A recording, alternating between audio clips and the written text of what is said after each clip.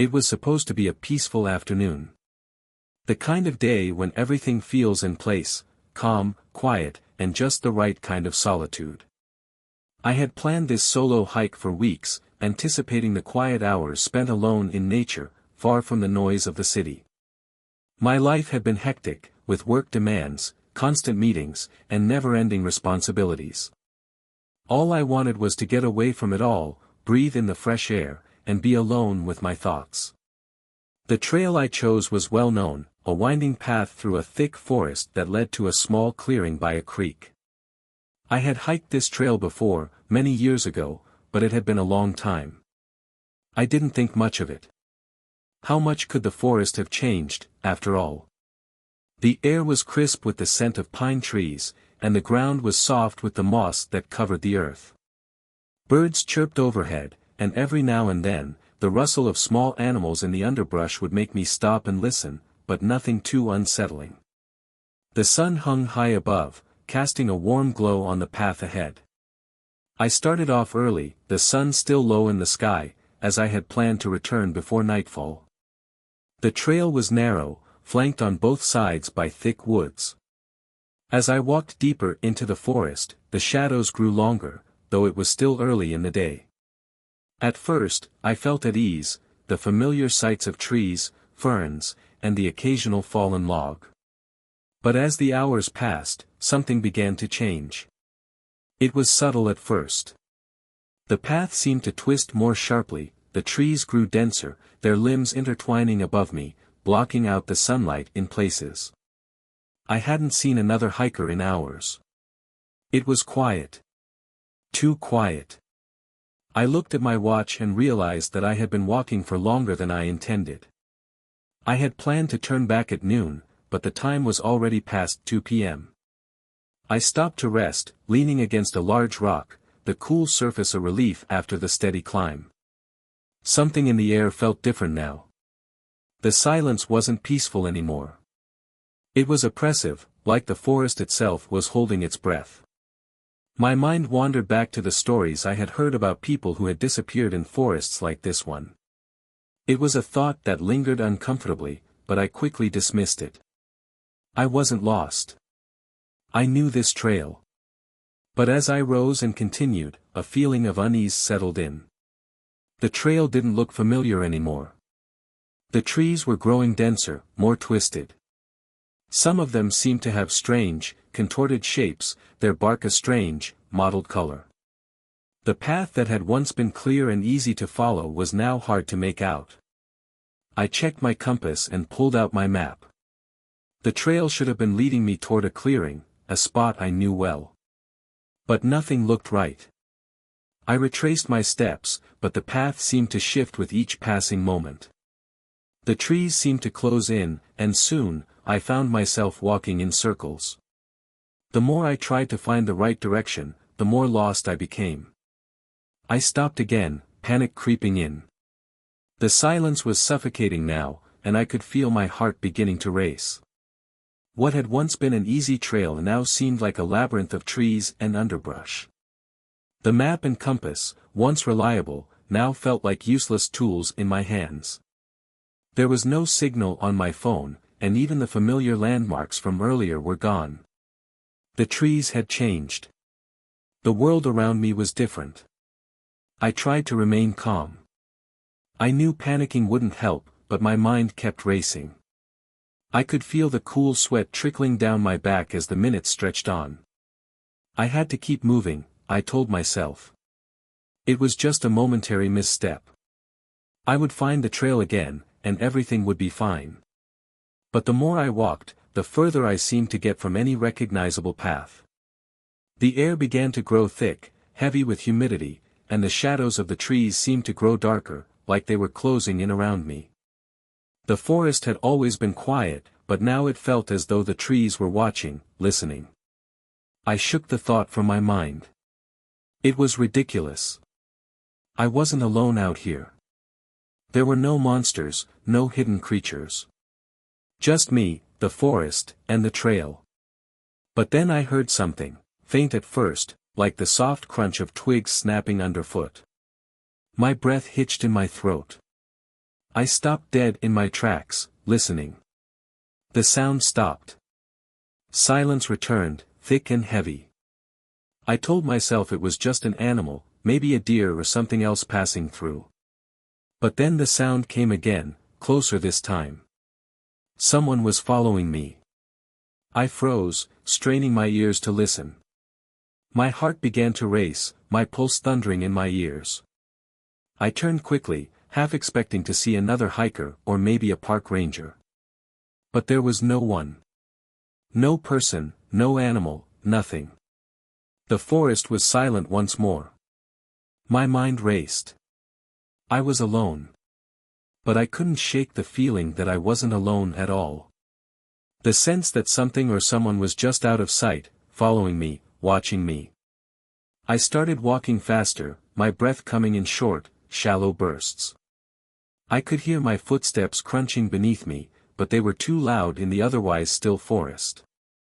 There was something about the trees now that made my skin crawl. The way their branches twisted and reached out toward me, like they were trying to trap me.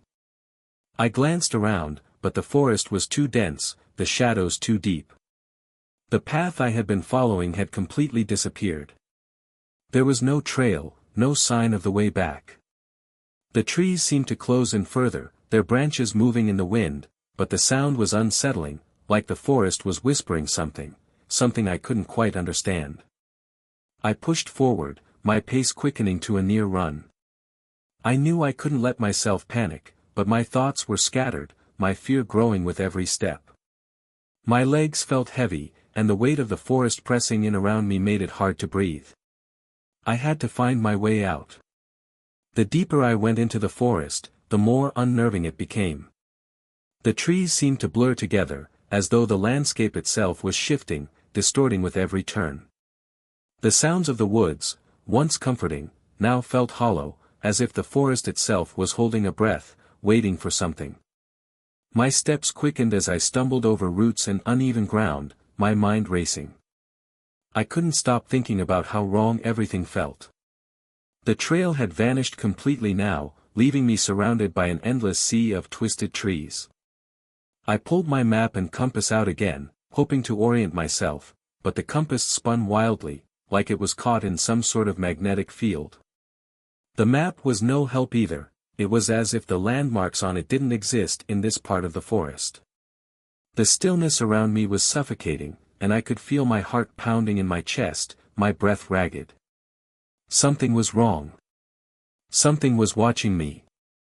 The sound of footsteps again. This time, closer. Much closer. I stopped in my tracks, every muscle in my body frozen. The forest seemed to pulse with an unnatural energy, like something was about to happen. I turned slowly, my eyes scanning the trees, but saw nothing. Nothing but darkness creeping in at the edges of the woods, where the sun no longer reached. Then, I heard it. A soft, slow movement, coming from just beyond the shadows. It wasn't an animal this time. It wasn't the rustling of leaves or the scurrying of wildlife. This was deliberate. It was the unmistakable sound of someone moving, someone stalking me through the trees. I forced myself to take a breath. It was probably another hiker. Someone else lost like me, trying to find their way out. But the more I thought about it, the less likely that seemed. I had been on this trail before, and I hadn't seen a soul. I would have noticed someone else. The noise grew louder.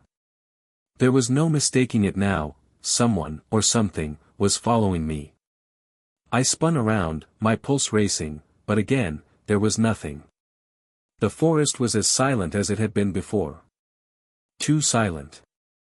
I cursed under my breath and started walking again, my pace quickening to a near jog. I couldn't shake the feeling that I was being herded, as if the forest itself was alive, pushing me forward, trapping me in its tangled web. The trees loomed taller now, their branches clawing at the sky like dark hands reaching for me. The underbrush had become thick and unruly, grabbing at my legs as I passed. Every step felt heavier, like the ground itself was resisting me.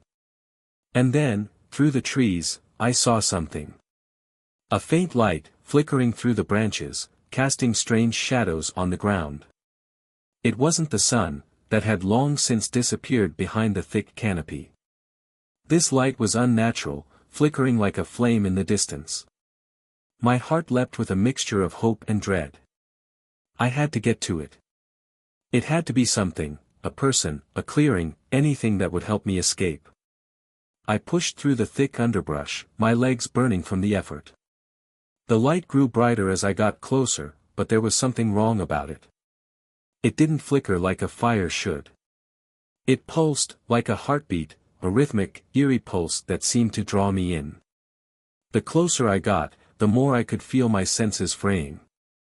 Every part of me screamed to turn around, to run in the opposite direction, but my feet carried me forward. The light was coming from behind a thicket of trees. As I neared, I hesitated. Something in my gut told me not to go closer. But curiosity, or maybe fear, drove me to push forward. I stepped out from the cover of the trees and into a small clearing. And there it was. A fire. A small, flickering flame, casting long shadows across the ground. But there was no one around. No campfire. No tents. No people. Just the fire, burning bright in the middle of the clearing, surrounded by a ring of strange symbols etched into the dirt. They weren't anything I recognized, but they looked ancient, as though they had been there for centuries. My heart hammered in my chest as I looked around, expecting someone to jump out from the shadows at any moment. But the clearing was empty, eerily quiet. I stepped closer to the fire, unsure of what I was looking for, but desperate for something to make sense of the growing sense of dread that clung to me like a second skin. That's when I saw it. At first, it was just a blur, something moving in the corner of my eye, just beyond the edge of the clearing. But then it was clearer. A figure, tall and distorted, standing in the shadows just outside the light of the fire. The figure didn't move, didn't make a sound. It was just standing there, staring at me. I froze, my breath catching in my throat. The figure was far too tall, its limbs too long. Its face was obscured by shadows, but I could feel its eyes on me. Watching. Waiting. I wanted to run. My legs screamed at me to move, to escape, but I couldn't. I was paralyzed, caught in the grip of something far beyond my understanding. The figure didn't speak. It didn't need to. The air around me had become thick, suffocating. The trees seemed to lean in closer, their twisted branches stretching toward me, as though they, too, were trying to pull me into the darkness. Then, the figure took a step forward. I stumbled back, my heart pounding in my chest, my breath coming in gasps. The clearing seemed to shrink, the shadows growing longer, swallowing the light. The fire flickered wildly, casting strange, jerky shadows on the ground. Another step. And then, I heard it. A whisper. A voice, low and guttural, drifting from the darkness. It was the language of the forest, the language of the earth. I couldn't understand it, but I felt it. The air around me seemed to tremble with it, vibrating with a power I couldn't explain. I turned to run, but it was too late. The trees closed in around me, their branches grabbing at my clothes, pulling me back. My feet tangled in the underbrush, and I tripped, falling hard onto the ground. I scrambled to get up, but the darkness had already swallowed me whole. I pushed myself up, my body trembling as I stumbled to my feet. My heart raced in my chest, a cold sweat breaking out across my forehead. The forest was closing in on me, the shadows stretching out like long, grasping fingers. I didn't know where I was going anymore. I didn't know if there was even a way out. I tried to move, to run, but the branches seemed to move with me, reaching out, tripping me, pulling me back. My legs were weak, my breath shallow, but I couldn't stop. I couldn't let whatever was behind me catch me. I glanced over my shoulder, just for a second, but that was enough. The figure was closer now, its long limbs moving with an unnatural grace, its form shifting in the shadows. I couldn't make out its features, but I could feel its presence, its eyes locked on mine, piercing through the dark. The air around me felt thick, suffocating, like it was getting harder and harder to breathe. I pushed myself harder, my feet slipping on the uneven ground, the underbrush grabbing at my ankles. But I kept moving. I had to. I didn't know how long I ran. Minutes? Hours? The forest seemed to stretch on forever, a maze of twisted trees and creeping shadows. I could feel my energy fading, but I couldn't stop. Every time I thought I saw a break in the trees, some glimpse of light ahead, it turned out to be just another illusion, another trap. Then, I heard the voice again. It wasn't a whisper this time. It was louder, sharper, like it was right next to me, but still, I couldn't see it. The words were garbled, unintelligible, like the forest itself was speaking in a language I couldn't understand. My head spun with the strange, oppressive rhythm of the sounds. I fell again, this time hitting the ground hard, my hands scraping against the rough, jagged rocks that littered the forest floor.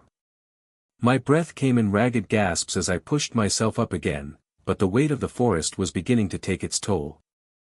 My body ached, my limbs heavy, but my fear was stronger than my exhaustion. The figure was still there, always just behind me, never quite catching up, but never letting me out of its reach. I could hear it now, moving through the woods, its steps so silent that they barely made a sound. But I knew it was there.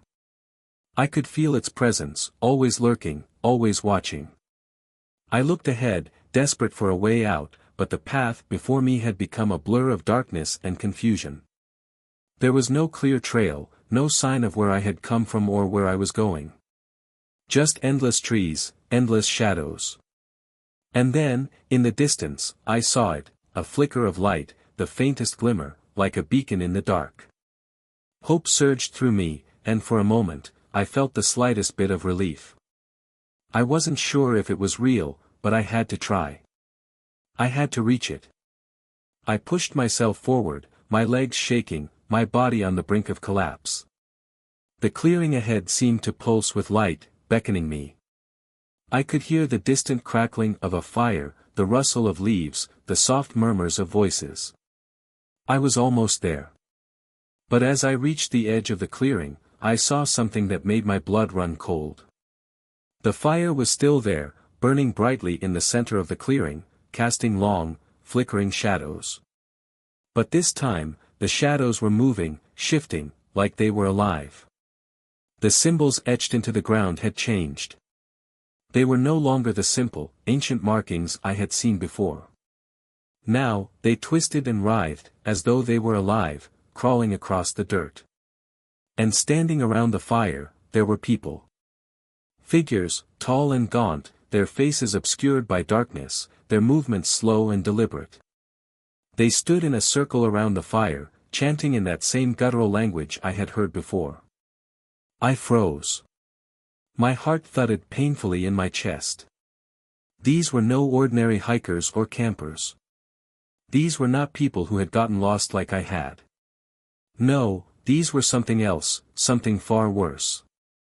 They turned in unison, their eyes glowing with an unnatural light, their movements jerky, as though their bodies were not entirely their own. They didn't speak, but their gazes pierced me, their eyes filled with something ancient, something that sent a chill down my spine. I took a step back, my body trembling uncontrollably. I had to get away. I had to escape. But before I could turn, one of them moved. It was the figure. The one that had been following me through the trees. It stepped out from the shadows and into the firelight, its long limbs moving with an unnatural fluidity, its body too tall, too thin, its face hidden in the dark. But I could see the outline of its eyes, burning with a cold, predatory intensity. I turned and ran, but the forest was different now. The trees no longer seemed like trees. They were like walls, closing in on me, trapping me in a cage of branches and shadows. I could hear the footsteps again, closer now, faster, as though they were gaining on me. But I couldn't stop. I couldn't look back. I ran until my legs could carry me no more. I collapsed onto the forest floor, gasping for breath, my hands pressed against the cold earth. The ground beneath me seemed to vibrate, as if something deep within the forest was waking up, stirring in the dark. I didn't know how long I lay there, too terrified to move. Every sound, every rustle in the leaves, made me jump. I could feel the presence of something, someone, just beyond my reach, watching me. Waiting for me to make a mistake, to let my guard down. But the worst part was that I knew deep down, that there was no escape. I was lost. I was trapped in the forest, and whatever had followed me, whatever had been waiting in the shadows, was now closing in. My heart hammered in my chest as I lay there, trying to calm my breath. The thick, humid air of the forest surrounded me, making it feel as though I was drowning. My legs trembled from the exertion of running, and every small sound sent my body into spasms of panic. I tried to force myself to think, to find a way out, but my mind was clouded with fear. The trees loomed above me like silent sentinels, their twisted branches moving with the wind. But I knew it wasn't just the wind. The forest itself was alive, and it had been waiting for me. I gathered all my strength and forced myself to my feet, the sharp pain in my legs almost unbearable. But there was no choice. The sounds of the chanting, the movement in the distance, were closing in. I had to keep moving. There had to be something, somewhere, that would get me out of this nightmare. I stumbled through the underbrush, every step feeling like I was wading through thick mud. The trees seemed to grow closer together, their trunks pressing in, narrowing my path. I had no idea where I was going anymore, I had lost all sense of direction. The world around me had become nothing but a twisted labyrinth, a maze designed to keep me trapped forever. And the worst part? I didn't know if I was even in the same forest anymore. The trees looked different, as though the place had changed when I wasn't looking. But there was no time to stop and think. I had to run. I pushed my way through the thick vegetation, barely aware of where I was going. My hands scraped against branches, my legs were scratched raw, but I kept moving. The noise of the chanting had faded, but the figure, the one that had been following me, was still somewhere out there. I could feel it. I didn't know how much time had passed, minutes. Hours. It felt like days. I was exhausted, my body ached from the constant movement, but I couldn't stop. If I stopped, if I let my guard down for even a moment, I knew I wouldn't make it out of the forest alive. The air was thick, cloying, and I could taste the bitterness of the earth on my tongue. My heart still raced, but my limbs were growing heavier with each step, the weight of fear and fatigue pressing down on me. And then, as I pushed through another dense thicket of trees, I saw it. Light. A faint glow in the distance, just like before. At first, I thought it was an illusion, some trick of my exhausted mind. But no, the light was real. It flickered like the flame of a fire, but it wasn't like the one in the clearing. This one was warm, inviting, not the strange, cold pulse I had seen before. For a moment, I almost allowed myself to believe that it was my salvation. But a small part of me, the part that still had some semblance of sanity, knew better. There was something wrong about this place. About the whole forest. But I didn't care anymore. I didn't care if I was walking into a trap. I was too tired, too afraid to think straight. I needed to get out. I stumbled toward the light, my steps uneven, my eyes scanning the area as I drew closer. As I approached, I could see that it wasn't just a fire. There was a structure of sorts, a small cabin, standing in the middle of a clearing. The flickering light came from an old lantern hanging on the porch. It looked almost peaceful, a sanctuary in the midst of the nightmare. I stepped closer, my heart beating faster. A part of me wondered who would be living out here, in the middle of nowhere. But the relief I felt overpowered the suspicion that gnawed at the back of my mind. I reached the porch and knocked. No answer. I knocked again, more urgently this time. The silence stretched on. A cold shiver ran down my spine. Maybe the person inside had gone out. Maybe they were as lost as I was. I hesitated, but desperation won out. I pushed open the door. It creaked as it swung inward, revealing an empty, dimly lit interior. The air was stale, smelling of damp wood and mildew, but at least it was warm. I stepped inside, my heart still pounding in my chest. There was a fire burning in the hearth, a small one, but enough to push back the cold. The cabin seemed normal, at least at first glance. There was a table in the center of the room, a few chairs scattered around, some old books, and a stack of firewood in the corner. But something was off. The silence was oppressive, unnatural. The entire space felt as though it was holding its breath. I walked further into the room, my eyes scanning the surroundings. There was a door leading to another part of the cabin. But as I moved toward it, I heard it again. The sound of footsteps. Slow, deliberate, echoing from somewhere deep in the woods. I froze. I turned toward the door, my body tensing. Whoever, or whatever, was out there, was coming closer. I couldn't stay here. The forest was still waiting for me outside. I could feel its eyes watching me, waiting for the moment I'd let my guard down. I reached for the door handle to leave, but it wouldn't budge. It was locked. Panic surged through me. I was trapped. The footsteps grew louder, closer, until I could hear them just outside the cabin. They were slow at first, deliberate, but they were picking up speed, moving faster, as though someone, or something, was closing in on me. I turned to the window, hoping for some glimpse of the outside world, but all I saw was the thick blackness of the forest, the shadows stretching toward me. And then, the door creaked open. I spun around, my heart leaping into my throat. A figure stood in the doorway. But it wasn't human. Its face was obscured by a tangle of matted hair, its eyes wide and unblinking, glowing with that unnatural light. Its body was impossibly thin, its limbs twisted and contorted in a way that made my stomach turn. It was dressed in rags, its skin pale, almost translucent. It was one of them. The thing that had been following me. The thing from the forest. I didn't have time to think. I turned and ran toward the back of the cabin, but the room was spinning now.